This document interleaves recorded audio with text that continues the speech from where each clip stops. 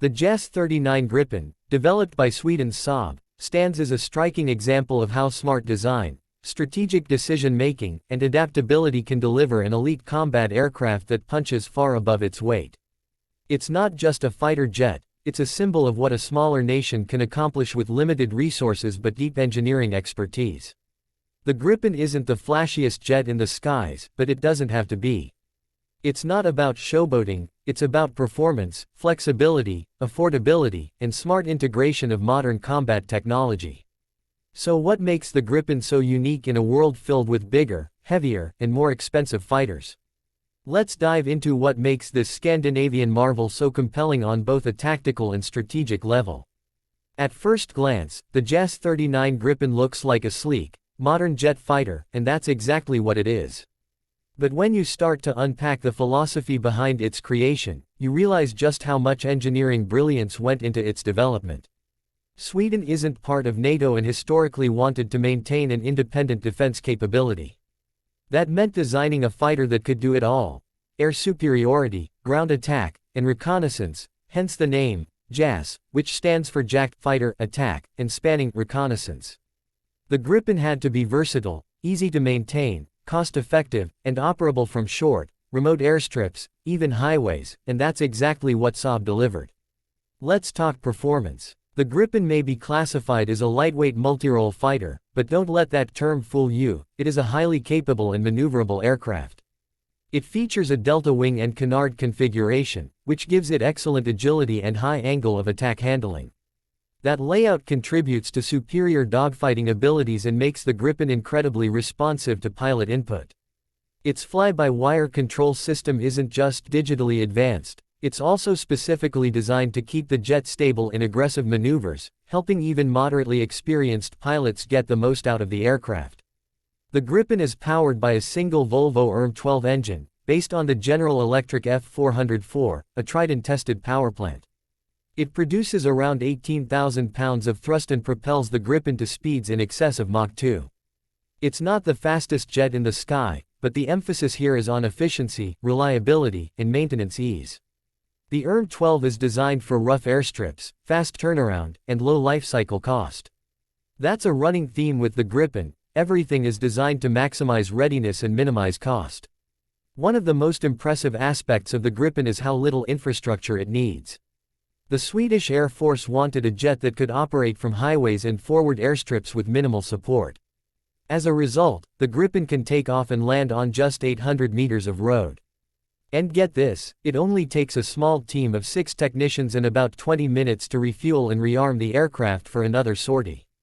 That level of turnaround is unheard of in most Western fourth-generation fighters, and it gives the Gripen a huge advantage in wartime scenarios where airbases are under threat or unavailable. When it comes to avionics and sensor integration, the Gripen is no slouch. The aircraft uses a modular avionics architecture, which allows upgrades and changes to be implemented without completely redesigning the system. That means new weapons, software upgrades, and electronic warfare tools can be integrated quickly and cost-effectively. The Gripen's radar systems, especially in the newer variants like the GripenE, are highly advanced. The E version comes with an AESA radar, the Raven ES-05, which provides improved tracking, targeting, and jamming resistance. It can track multiple targets at long range and supports beyond visual range engagements with weapons like the Meteor missile. Speaking of weapons, the Gripen is built to handle a wide range of munitions from both Western and indigenous manufacturers. It can be equipped with IRIS-T and AIM-9 sidewinders for close combat, AMRAAM or Meteor for BVR combat, and a suite of air-to-ground weapons including guided bombs and anti-ship missiles. That flexibility allows operators to tailor their armament to specific needs or budget constraints. Moreover, the Gripen's combat management system is highly intuitive, reducing pilot workload and enabling split-second decisions under pressure. But perhaps one of the Gripen's most underappreciated features is its cost-effectiveness. In a world where fighters like the F-35 cost hundreds of millions to operate over their lifespan, the Gripen delivers around 80–90% of the performance for a fraction of the cost. It's not just cheaper to buy, maintenance, training, spare parts, and logistics are all significantly more affordable.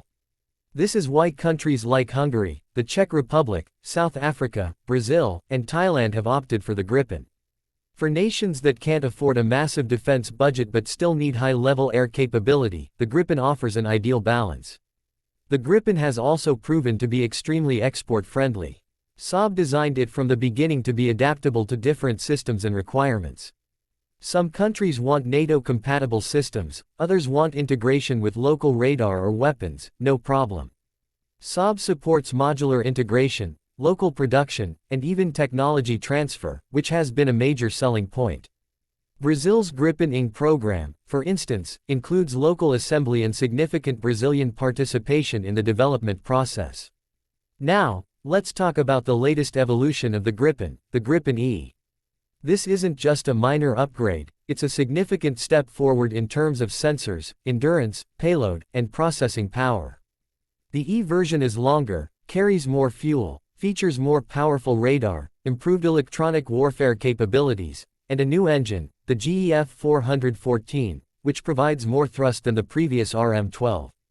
It also introduces advanced data fusion, IRST, infrared search and track, and a larger weapons payload.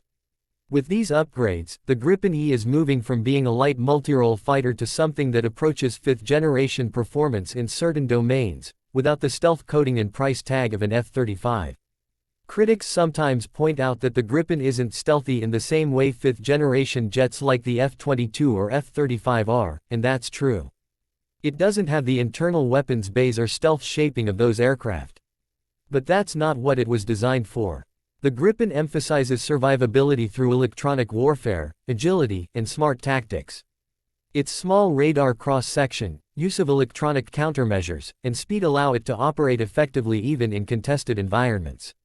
Plus, Saab continues to invest in low observability technologies that, while not making it a stealth jet, still improve its battlefield survivability. Another thing that sets the Gripen apart is its digital backbone. Saab has engineered a data-centric aircraft that can share real-time tactical information with other units in the air, on land, or at sea.